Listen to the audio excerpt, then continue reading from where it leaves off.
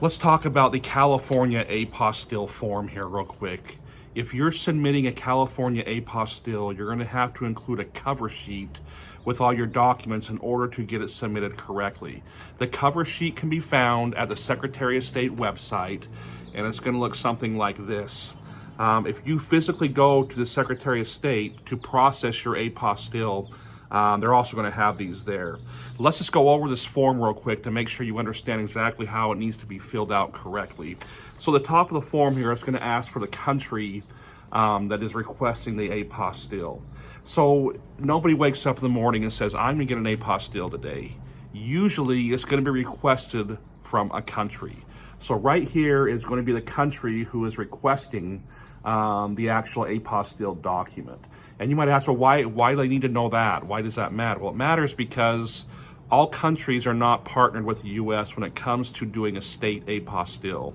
If the country is not partnered with the U.S., you're going to have to do a federal Apostille, and the processing of that is totally different from doing it at a state level. So you need to make sure you check with the Hague Convention to make sure the country you're getting the Apostille for is actually partnered with the U.S. to do this. So right here, this would be the country. I have Mexico filled in here. This next thing right here is going to be the name. Now that name is not the name of the person who's on the birth certificate. That is going to be the name of the person who is processing the Apostille. So if you're an Apostille agent, Apostille notary, it's going to be your name. If you're processing the Apostille for your sister, it's going to be your name, not your sister's name. The next thing it's going to ask right here is for the date. That date is the date that you're processing it, the date that you're filling out this paperwork. If you're mailing the information in, that's going to be the date that you're mailing the information in. If you're taking it in person, that's the date that you're actually taking it in person. The next thing is your address. Now, your address here is going to be important because if you're mailing it in and for some reason the Apostille is rejected, this is where they're going to send the refund check to for your payment that you had previously given. So you need to make sure that your address on here is correct. And the very last thing right here is your phone number. If there is questions about the Apostille itself, sometimes the Secretary of State will call you to ask questions. So you want to make sure you have the proper phone number listed on there so they can contact you. So again, these cover sheets or paperwork can be found at the Secretary of State website.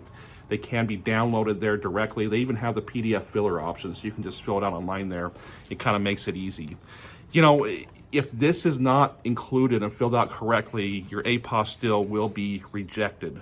There's also other factors that go into determining if your Apostille is going to be legitimate or not.